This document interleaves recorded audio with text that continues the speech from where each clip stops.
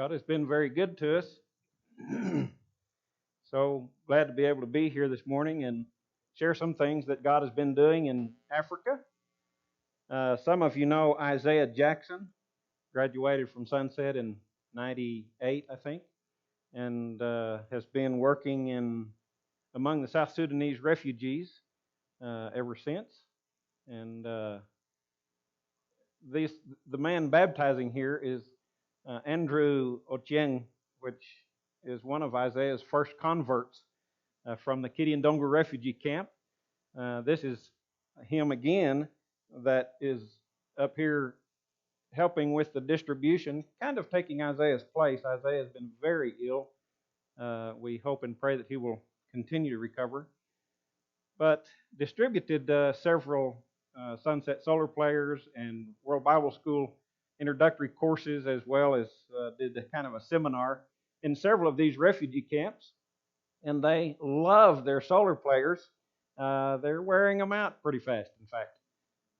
But also a group, and actually from several refugee camps. Yumbi, Adjumani is kind of the big one there in the northern Uganda area. And another one from Palabek on the top left there is our brother Yopi Simon, the lab technician from our clinic in Pajok, South Sudan. They were driven out in April of 2017.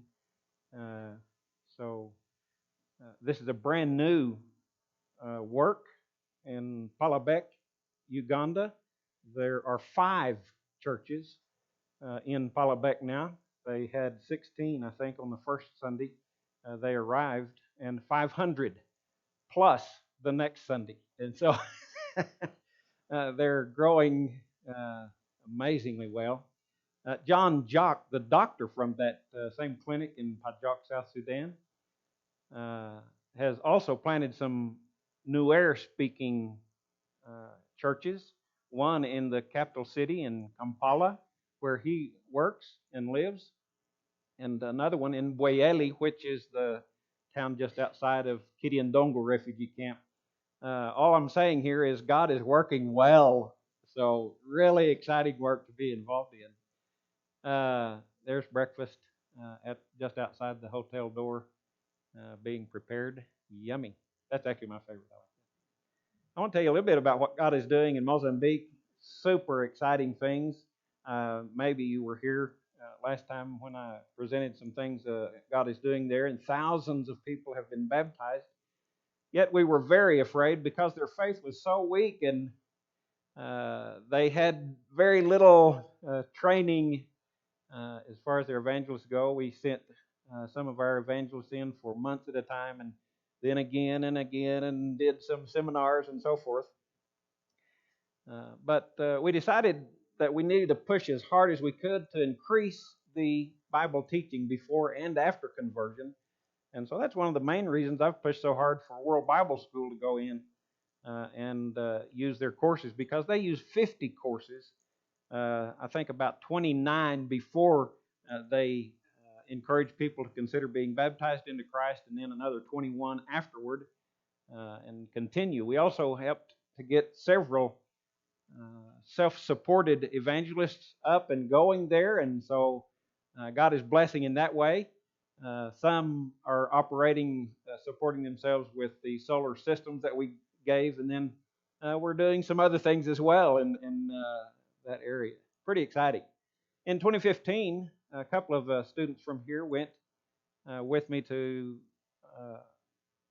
the northern part of the Teti province. We planted this church in Ndadza, and God has blessed so much. They don't have any electricity, of course, and so we plugged the car battery into the projector and wired it all up so it would work. And then the entire village, actually several villages, came in the night to see these movies, the Jesus film, and so that was a really big deal. God blessed so much, and the church in Ndadza began. John, well, let me back up to make sure you got the spelling. John Mechanical, John Mechanic. And you say, that's the bad spelling. No, that's the correct spelling for him anyway. But God has blessed so much, and the church there has continued to grow from very small beginnings. They made their own adobe bricks, burnt their bricks, built their own church building, carved out their own lumber by hand with a hoe, and I'm impressed. We helped them. I think we spent $325 or so to buy the tin for the roof, and thank God for dedicated people. God continued giving growth. This was, of course, just recently, and praise God for the wonderful things that He's doing in Ndadza. There are the devil is at work. There are lots of power struggles going on in that work, and for example, this man claims to be the national pastor of the Church of Christ of Mozambique, and that's in parentheses in Aspis. How do you say that? And it's one of the federal registrations of the Church of Christ. There's two that are active presently, and they are in fierce competition. But these are kingdom builders. They're just building their own kingdom.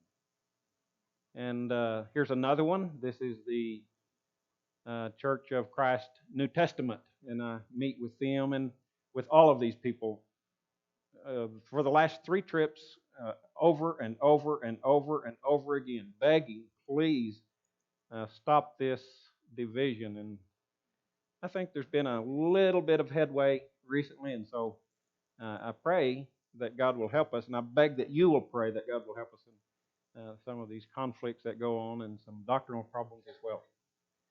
But Bible training has been going well in spite of great challenges.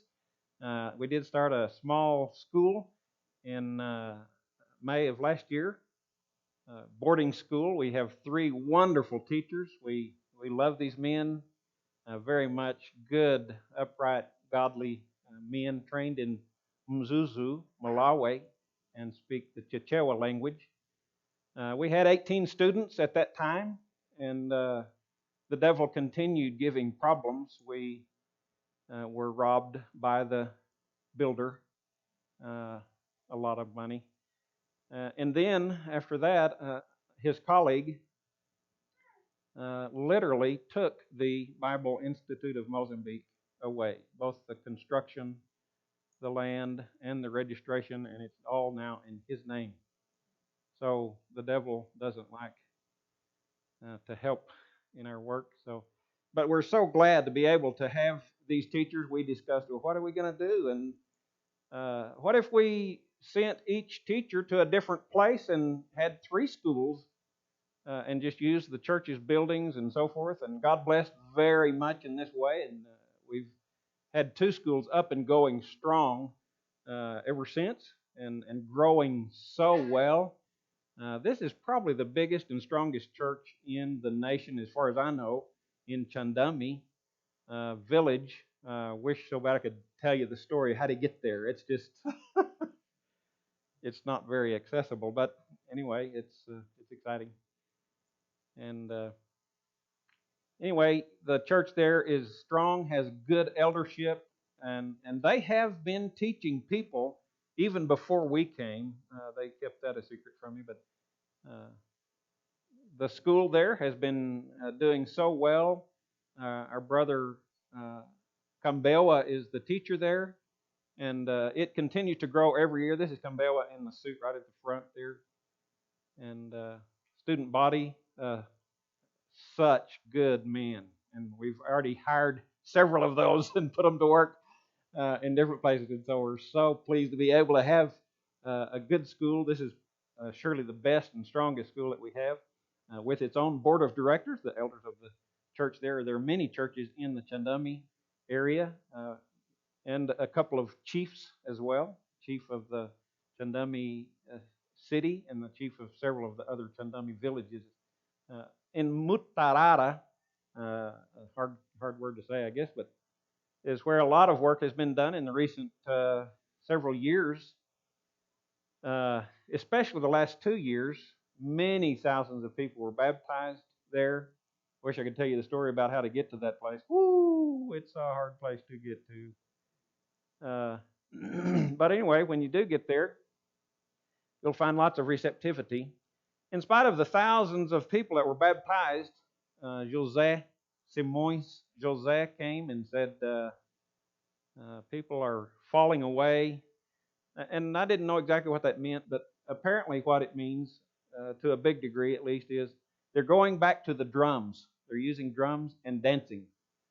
But at least the churches that I've personally visited with still now baptize for the forgiveness of sins and a lot of good things. So we're really excited and praising God for the good that has come and continues to come from all of that work as well. Inyangoma is just 15 kilometers away. They'll ride their bicycle or walk in most all cases, but wonderful people. And they a great church there that has stayed strong from the beginning. This is where our brother Benjamin Cachetti is our teacher, doing a wonderful work. They had their first course. This was the first time they met for a course. Let the Bible Speak course, a very deeply evangelistic and thorough course of study. But they continued to grow, and God gave increase and blessed the work there, and continued to grow and continue to grow. And so we went to do a big church plant there from this trip that I just came back from 2 months ago, I guess. By the way, leave Monday again. But the work in Mutarara Center, 15 kilometers away from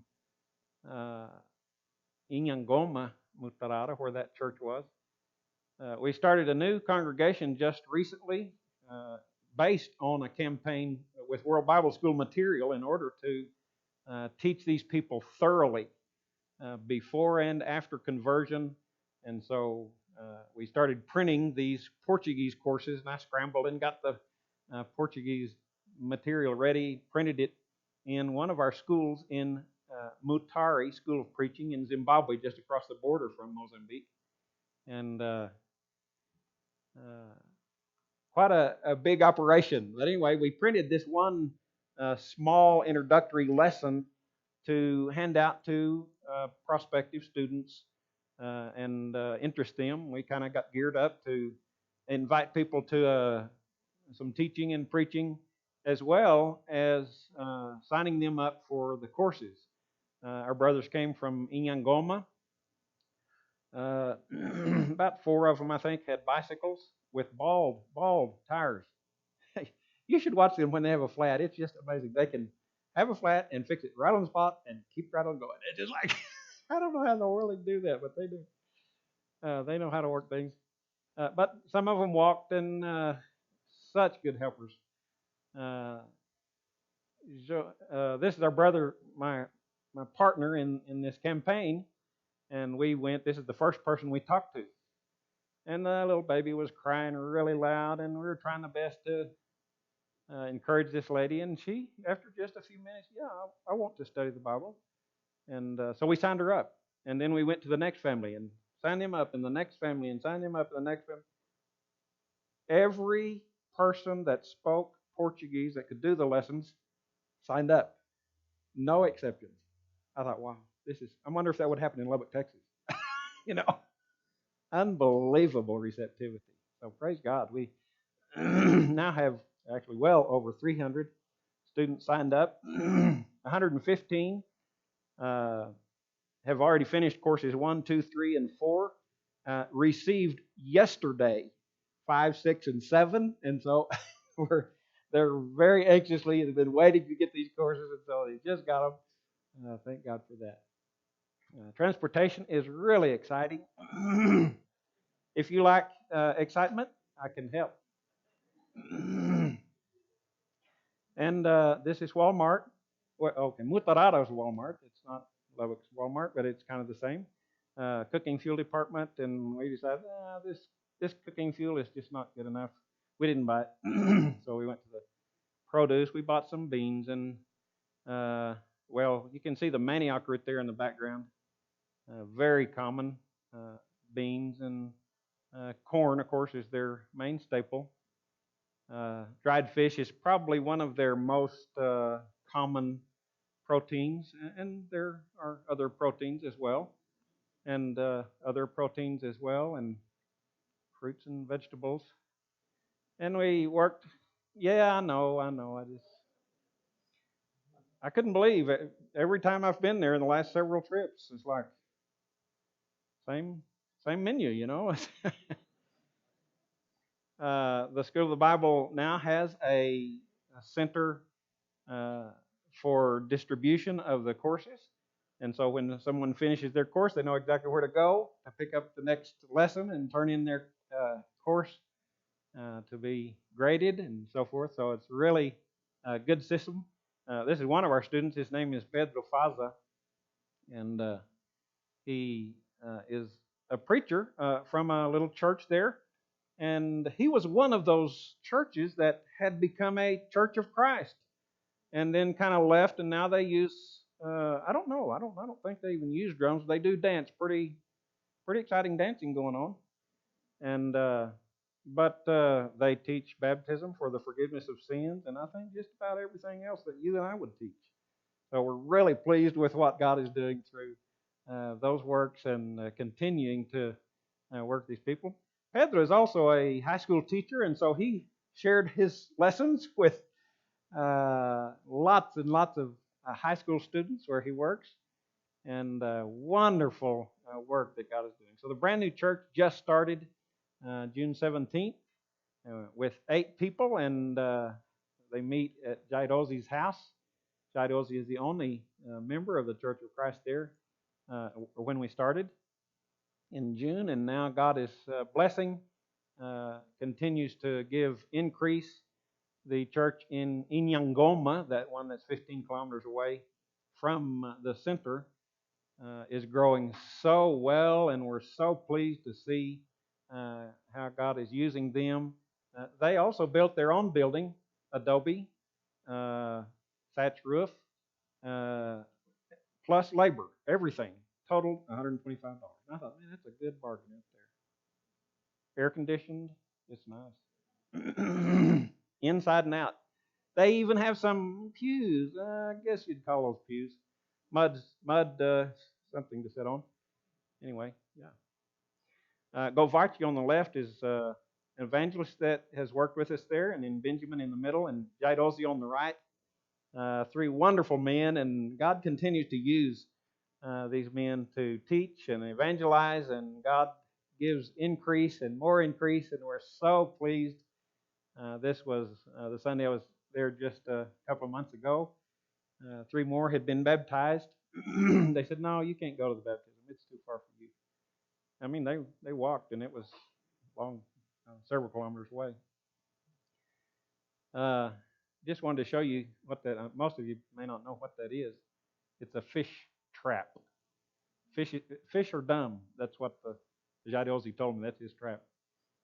But he said, because of this trap, I have a motorcycle. Because of this trap, I have a house. And so I thought, wow, that's a good idea. I think I'll encourage some evangelists to look into this fish trap thing. And so that's another project that we're working on now for the new evangelist that's working there. Also, here's Benjamin answering questions for Jaidozi. People asked hard questions, and our brother Benjamin is always so good to help them teach.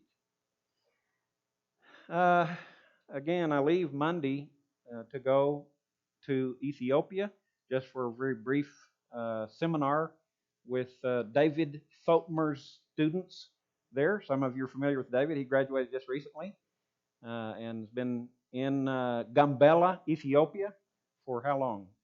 4 years, 5 years? I don't remember.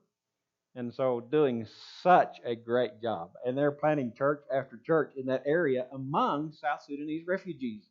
David is a refugee from South Sudan.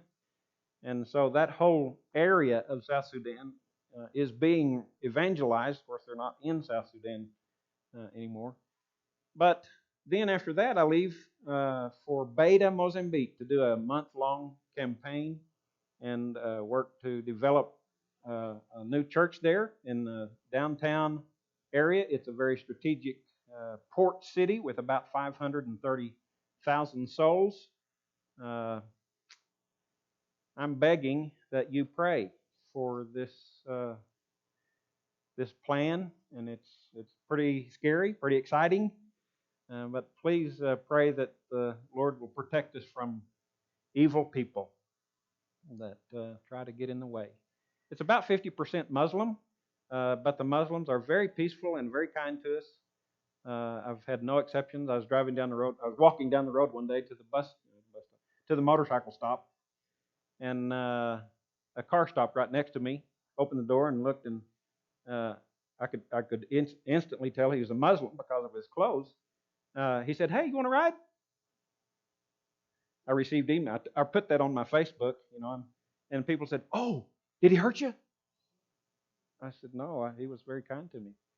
And so, just a different perspective of Muslims. But anyway, God has blessed us so much to be able to prepare and plan for this trip, and I beg and plead that you will pray fervently that God will bless this trip. And I know you've been praying a lot. Thank you, thank you, thank you so much. You just don't know how much that means to me. I don't know exactly what God is thinking. I wonder, though, sometimes about what we think and how much God goes to receptive people. It almost makes me wonder sometimes, uh, does God go to people that are receptive, and does He send workers to receptive peoples? I'm just here as a voice begging. Don't overlook that receptivity. It is amazing. I want to say I'm addicted to receptive people. It is amazing. Yeah, I realize that there is uh, more instability with more receptivity. I know that, and you can see that. But still, it seems to me like God looked at hearts of people who were highly receptive. And so I don't know exactly what you're planning to do with the rest of your life. I'm just begging that you will not forget that receptivity and plan the rest of your days accordingly. Whether you uh, grade World Bible School courses, just to throw in this ad for World Bible School. We don't know exactly how many people are being baptized as a result, but we do know that approximately 18,000 write back after studying and say, I need to be baptized. 18,000 per year on the average. That doesn't compare with anything else. That's including 8,000 of us, everyday ordinary Christians that just grade these courses and try to make friends with the students.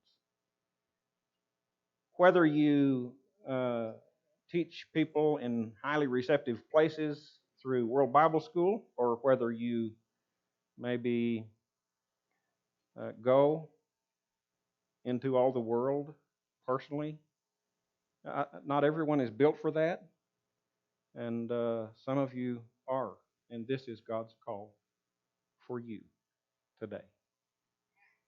Listen to His voice. Thank you so much for listening.